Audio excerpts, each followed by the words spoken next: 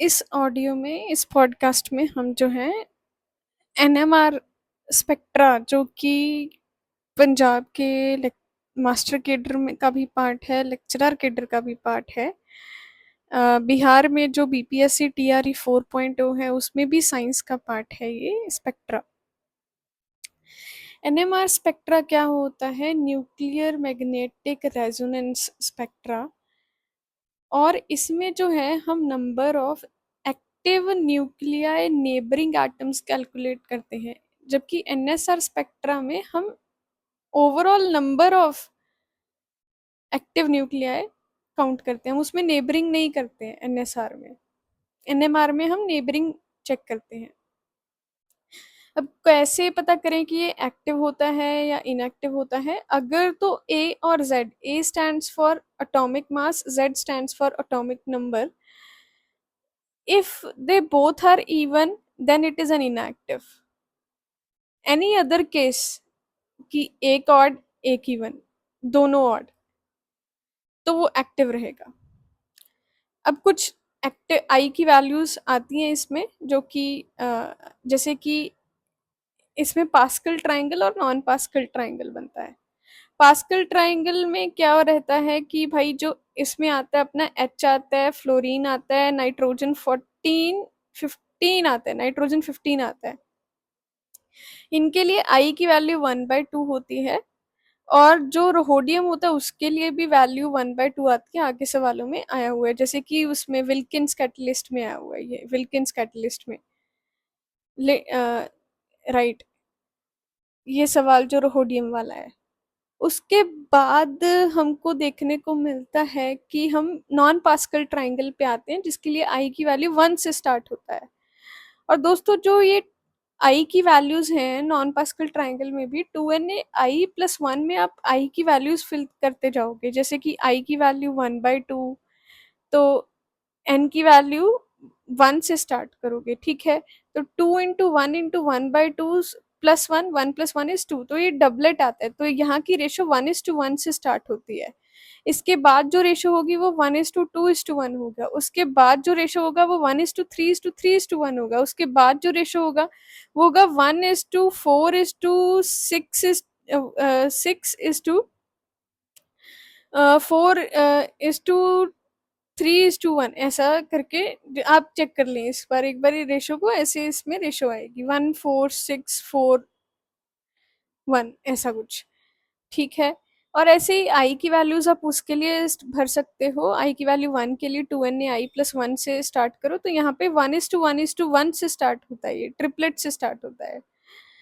2NaI+1 solve करके देख लीजिए। 2 × Na की वैल्यू मैंने 1 भरा और आई की वैल्यू मैंने 1 भरा, तो ये 2+1 हुआ, तो 2+1 3, 1:1:1 से स्टार्ट होता है ये।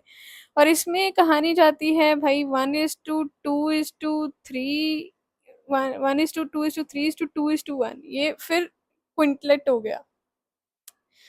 अब इसके बाद जो वैल्यूज हैं, आई की वैल्यू 3/2 आती है, जो कि बोरॉन के लिए आती है, ठीक है। कॉपर के लिए भी 3/2 पाया गया है। और इसमें जो वैल्यू होती है वो 1:1:1 से स्टार्ट होती है, क्वार्टेट से स्टार्ट होता है। कैसे?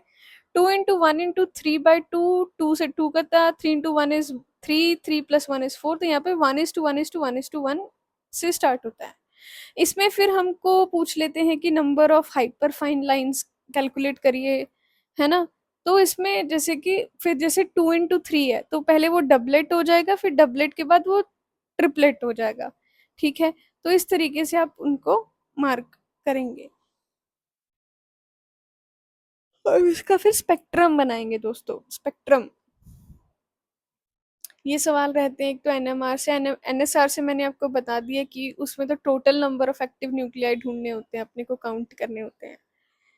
उसके बाद केमिकल बॉन्डिंग आता है। केमिकल बॉन्डिंग में मैंने सीखा है कि ज्योमेट्री और शेप में क्या फर्क होता है। ज्योमेट्री में total number of bond pairs plus lone pairs count करते हैं, वेरएज शेप में सिर्फ number of bond pairs count करते हैं, हम लोन पेयर्स काउंट नहीं करते हैं शेप में। और जनरली शेप ही पूछा जाता है। और जैसे कि टेट्राहेड्रल sp3 है तो उसकी ज्योमेट्री तो sp3 रहेगी, बट उसकी शेप वेरी कर सकती है। अगर लोन बॉन्ड पेयर्स की जगह पे लोन पेयर आ जाते हैं तो शेप डेफिनेटली वेरी करेगा। जैसे एक में sp3 में लीनियर भी बेंट भी आ जाता है, जैसे water is sp3 in hybridisation but it is bent in shape and geometry is tetrahedral, right. तो ये VSEPR ने हमको ये सब ज्ञान दिया है, ठीक है। और VSEPR की कुछ लिमिटेशंस भी हैं कि ना ये कुछ ऐसे कंपाउंड्स हैं जिसका स्ट्रक्चर ये बता नहीं पाता, इसलिए। और एक बैक बॉन्डिंग का कॉन्सेप्ट भी होता है। बैक बॉन्डिंग में क्या होता है कि या तो मेटल लीगेंड को देता है या लीगेंड मेटल को देता है। अगर मेटल लीगेंड को देता है तो हाइब्रिडाइजेशन चेंज होती है, शेप चेंज होती है, बट अगर लीगेंड मेटल को देता है तो ऐसा कुछ चेंज नहीं आता है। और इससे क्या होती है, बॉन्ड लेंथ कम हो जाती है, बॉन्ड एसोसिएशन एनर्जी बढ़ जाती है। ये सब बैक बॉन्डिंग के कॉन्सिक्वेंसेस हैं। उसके बाद हमने केमिकल बॉन्डिंग में देखा था कि एक तो बैक बॉन्डिंग ये रह गया, बहुत बड़ा कॉन्सेप्ट है और इसमें बहुत सवाल पूछे जाते हैं। बैक केमिकल बॉन्डिंग में एमओटी आता है। उसमें एमओटी में क्या रहता है कि दो एटॉमिक ऑर्बिटल मिक्स होकर टू मॉलिक्यूलर ऑर्बिटल्स बनाते हैं, एक बॉन्डिंग होता है और एक एंटी बॉन्डिंग रहता है। और जिरेड अनजिरेड क्या रहता है, इसमें अगर सिमेट्री है तो वो जिरेड है, अगर सिमेट्री नहीं है तो अनजिरेड है। जैसे कि अगर दो P orbital head on collide करते हैं प्लस प्लस वाले और उसको फिर आप 180 रोटेट करो तो वो वैसा ही रहेगा, तो that means that is why it is a जिरेड। But if you just do this कि प्लस को माइनस से आपने कंबाइन किया और उसको आप रोटेट करके देखो, वो अनजिरेड ही आएगा। तो एंटी बॉन्डिंग इसमें अनजिरेड आता है एस में, और उसमें पाई सिग्मा में और पाई में क्या रहता है कि भाई वो बॉन्डिंग जो होते हैं वो अनजिरेड होते हैं और जो एंटी बॉन्डिंग होते हैं वो जिरेड आते हैं उसमें। इसमें एक 14 और अबव 14 का भी सीन रहता है। 14 तक तो एसिमेट्रिकल होते हैं और 14 से ऊपर सिमेट्री है, सब वर्ड हम यूज करते हैं। इसमें सिग्मा 1 है, सिग्मा स्टार 1 है, सिग्मा 2 है, सिग्मा स्टार 2 है। पाई, इसमें पाई पहले आता है, पाई 2px, पाई 2py, सिग्मा 2pz, और वो ऊपर वाला वैसे ही रहता है, pi star 2px, pi star 2py, sigma star 2pz. Whereas in what happens in case of the other greater than 14, pi पहले नहीं आता, sigma 2pz पहले आता है, फिर pi 2px, pi 2py, ऊपर वाला वैसे ही सेम रहता है, pi star 2px, pi star 2py, sigma star 2pz। तो ये रहता है।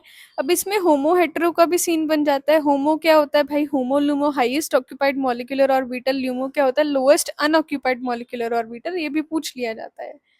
तो ये सब चीजें भी आपको चीजें ध्यान में रखनी है दोस्तों। तो ये रहा केमिकल बॉन्डिंग का, यहाँ तक डिस्कस हुआ है। आगे हेटेरो न्यूक्लियर मॉलिक्यूलर ऑर्बिटल भी आपके साथ बिल्कुल शेयर किया जाएगा। धन्यवाद।